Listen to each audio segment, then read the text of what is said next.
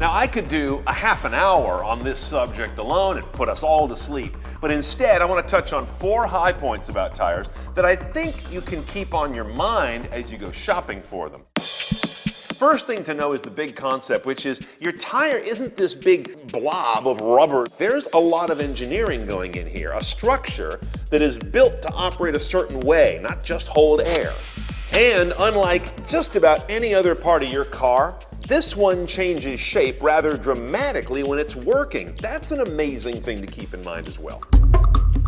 Now, the first concept is the contact patch, or the footprint. That's where this tread here sits and meets the asphalt, and it varies in width and length, if you will, kind of this way, depending on the tire design, pressure, and your car's weight. What happens at the contact patch is amazing.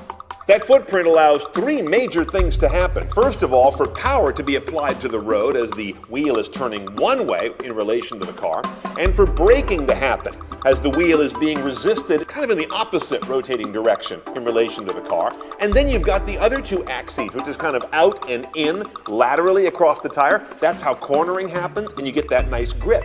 And all of those dynamics typically will happen all at once or within a second of each other, and the tire's got to be able to deal with all of them well. The next thing that we all notice very much, and you should be aware of, is the profile of the tire, its height with relation to its width. Now, we love our low-profile tires. They look great on almost any kind of car. It's been a big trend the last few decades to get this sidewall lower in relation to the width of this tread.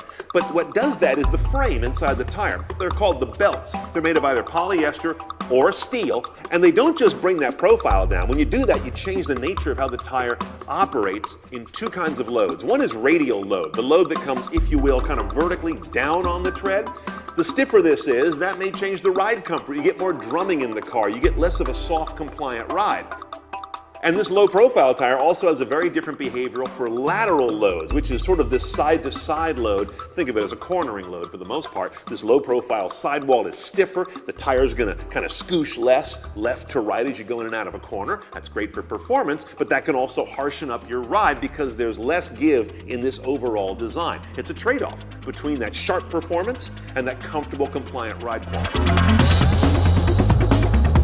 And then, of course, there's the tread itself, that actual intricate pattern that we all know and see on the face of the tire. This isn't just here as a random pattern or to look cool.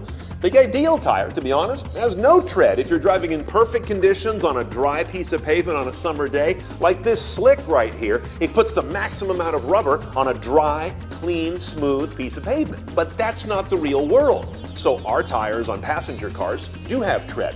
We drive on roads that have gravel, that have snow, that have rain. So your tread is designed to deal with all those, to work its way around gravel and find the traction between the actual rocks, to get down in snow and find some grip in that material, or on a rainy day to take the water in the middle of the tread as you race down the street and evacuate it out the side. Otherwise, you end up flying on the surface of the rain. That's called hydroplaning, and that's no fun. And 2 other factors about tread design. The way that it grips and then releases the road is a key part of how well this thing does in corners.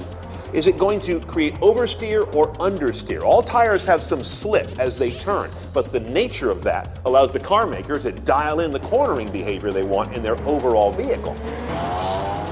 And finally, tread has a lot to do with quietness of a tire. The way these lugs grip and release at the road creates more or less and varying kinds of sound.